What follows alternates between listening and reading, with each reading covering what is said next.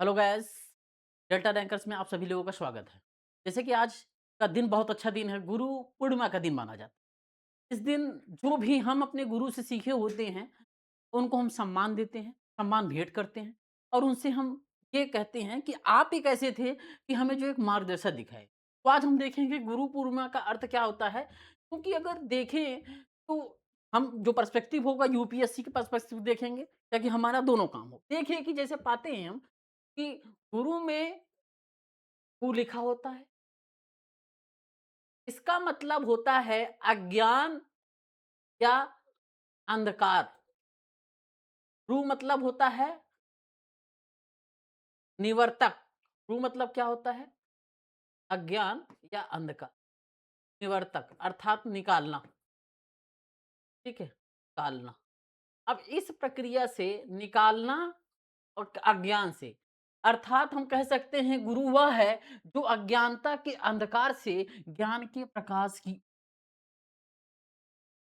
ठीक है? या हिंदू पंचांग के आषाढ़ मास की पूर्णिमा जून जुलाई को मनाया जाता है, या महर्षि वेद व्यास की जयंती के रूप में मनाया जाता है। इसे व्यास पूर्णिमा भी कहा जाता है। उन्होंने वेदों में इसका जो है विभाजन किया था, ऋग्वेद, यजुर्वेद, अथर्ववेद और सामवेद के रूप में किया था।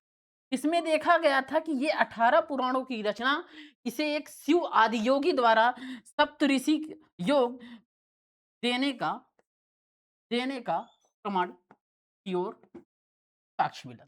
वहीं पर हम देखते हैं कि भगवान बुद्ध द्वारा सारनाथ जो होती है, सारनाथ में अपने प्रथम 5 उपदेश देने का प्रतीक है। इस ऐतिहासिक घटना को धम्म चक्र प्रवर्तन कहा जाता है। इसी दिन से बौद्ध भिक्षुओं की 3 महीने का वर्षवास अर्थात वर्षावास प्रारंभ हो जाता है। आगे हम देखते हैं इसी मुद्दों पे।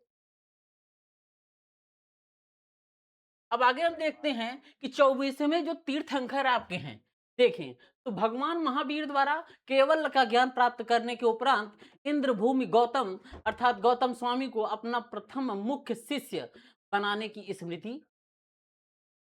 इस प्रकार से हम ये देखें कि हमारे ये जो गुरु पूर्णिमा के ही लिए नहीं मनाया जा रहा है। इसमें ढेर ऐसे महापुरुष ऐसे हैं जिन्होंने अपने परित्याग करके प्रथम उपदेश को भी दिया है, अपने समाज के लोगों को मध्य मार्ग में लाया है, अपने समाज के लोगों की ज्ञान चक्षु को खोलने का भी एक अच्छा काम किया है। अर्थात अगर इसको देखें तो जो प्रारंभिक परीक्षा में यूपीएससी के पर्सपेक्टिव से यहाँ भी पूछने की परिवर्तन होता है, जैसे कि धर्मचक्र प्रवर्तन क्या होता है, सारनाथ क्या है, गढ़धर क्या है, वर्षावास क्या है, जैसे शब्दों पर ध्यान देने की आवश्यकता होगी।